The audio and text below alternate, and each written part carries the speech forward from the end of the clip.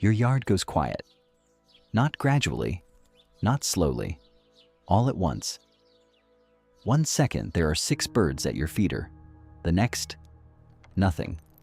Just the sound of wind moving through empty branches and a feeder swinging with no one on it. You didn't see what happened. You didn't hear a warning. But your birds did. Something crossed above your yard less than a minute ago. Something with a wingspan wide enough to cast a shadow across your entire lawn.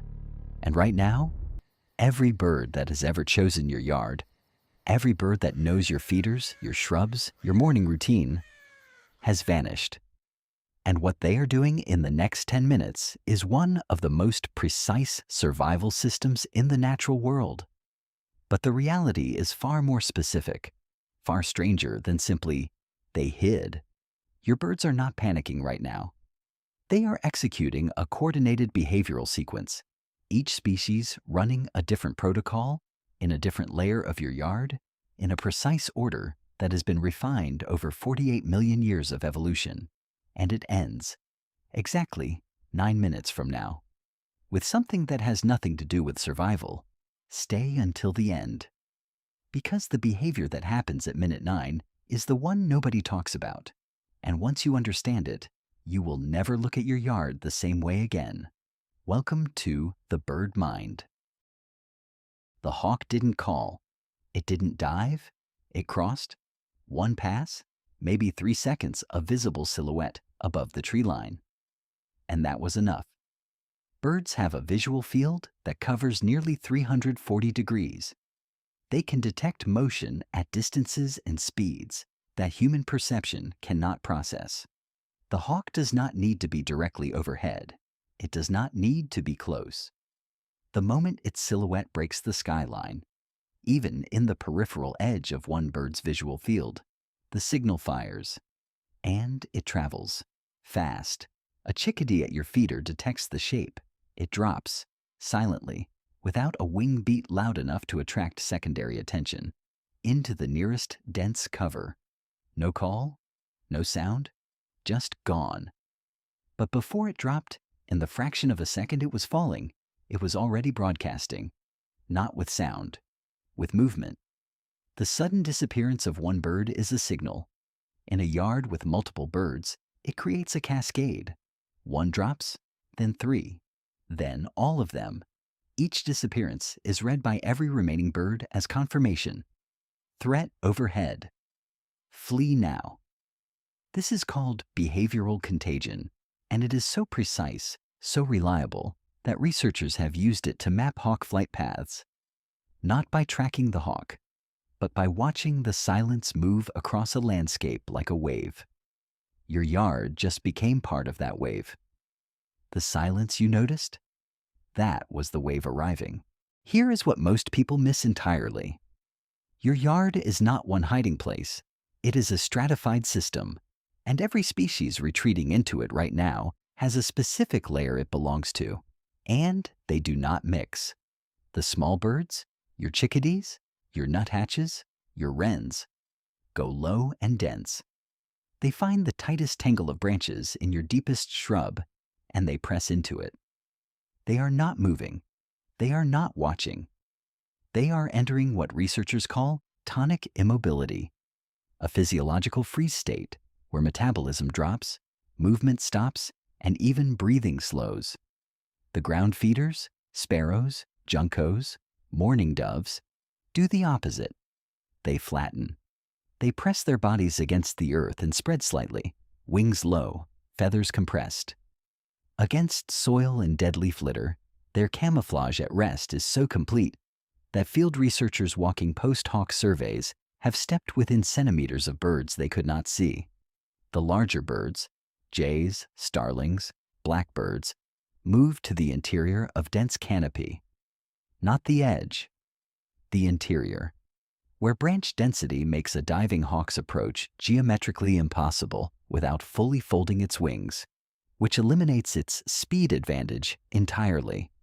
Each species knows its layer. Each layer neutralizes a specific attack angle, and no bird chooses incorrectly. Not randomly, not by accident, by design.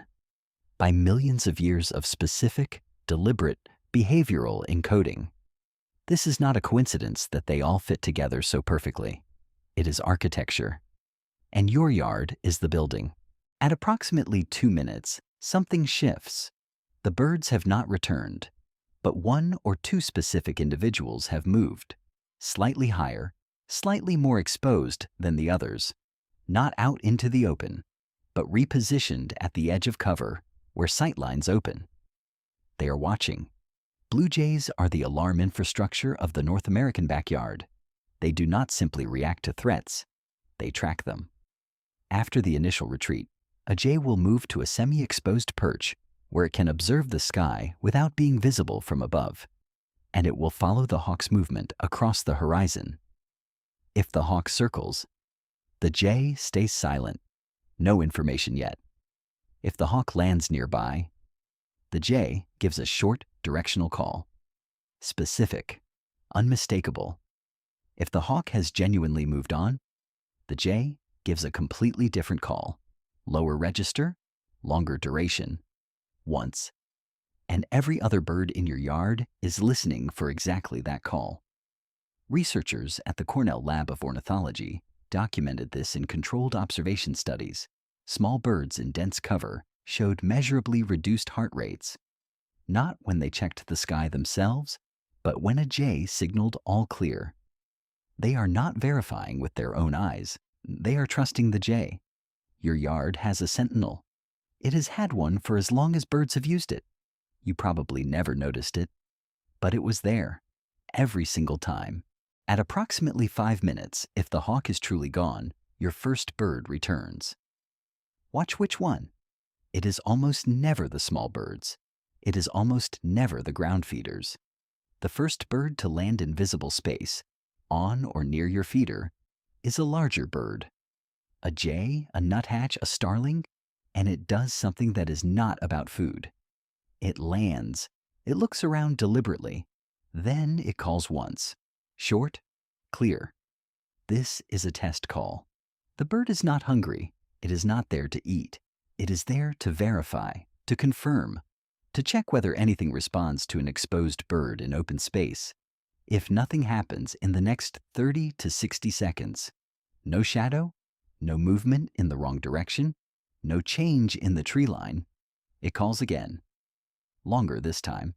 And at that second call, your yard begins to refill. Not chaotically, not randomly. In order.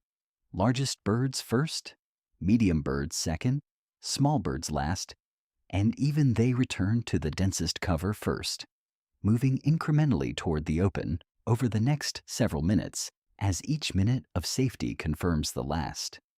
This is a documented behavioral sequence. It has been observed and replicated across dozens of species in multiple continents. It runs the same way. Every time, in every yard, including yours. Your yard just ran it, probably this week, maybe yesterday.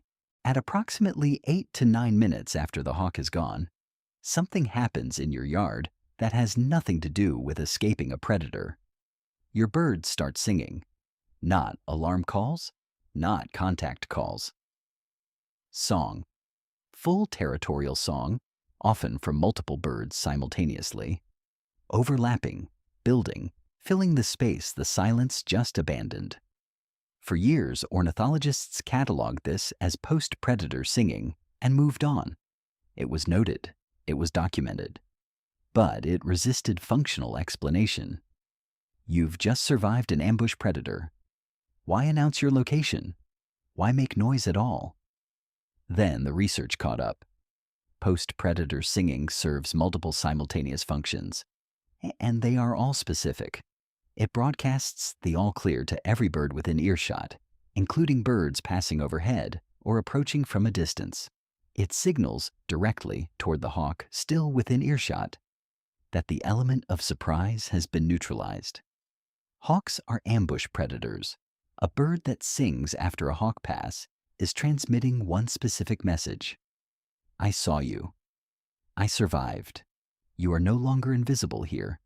But here is what makes this personal.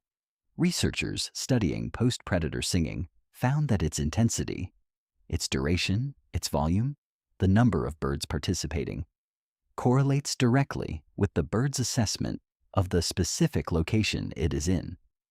Not just whether the hawk is gone, whether this place is worth staying in. Birds sing longer and louder after hawk passes in yards with dense cover. Established feeders, consistent, non-threatening human presence.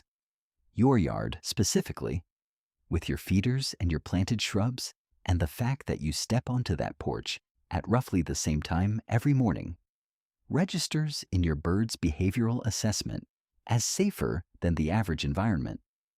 They are not just singing because the danger passed. They are singing because they survived it here, in the yard they chose, in the place they decided, through specific behavioral assessment, was worth the risk of staying. You didn't know that was what the singing meant, but it was. Every time, in your yard. Tonight your yard will go quiet the way it always does. The feeder will be empty. The branches will hold nothing. And somewhere in the dense tangle of your shrubs, the ones you planted or let grow a little wild or never got around to trimming back, something small and warm is sleeping. It chose your yard. Not passively, not randomly, deliberately. It surveyed your cover layers. It assessed your feeders. It watched your movements from a branch you never noticed on a morning you don't remember. And it decided, in the specific, measurable, documented way that birds make decisions, that your yard was worth the risk of every hawk that might pass over it. The hawk will come back. Your birds already know this, and they will stay anyway. That is not a small thing. That is a choice. I want to know, have you ever walked outside and noticed that your yard had gone completely silent? Did you look up? Did you catch what caused it? Tell me what you saw in the comments. I read every single one. I'll see you in the next one.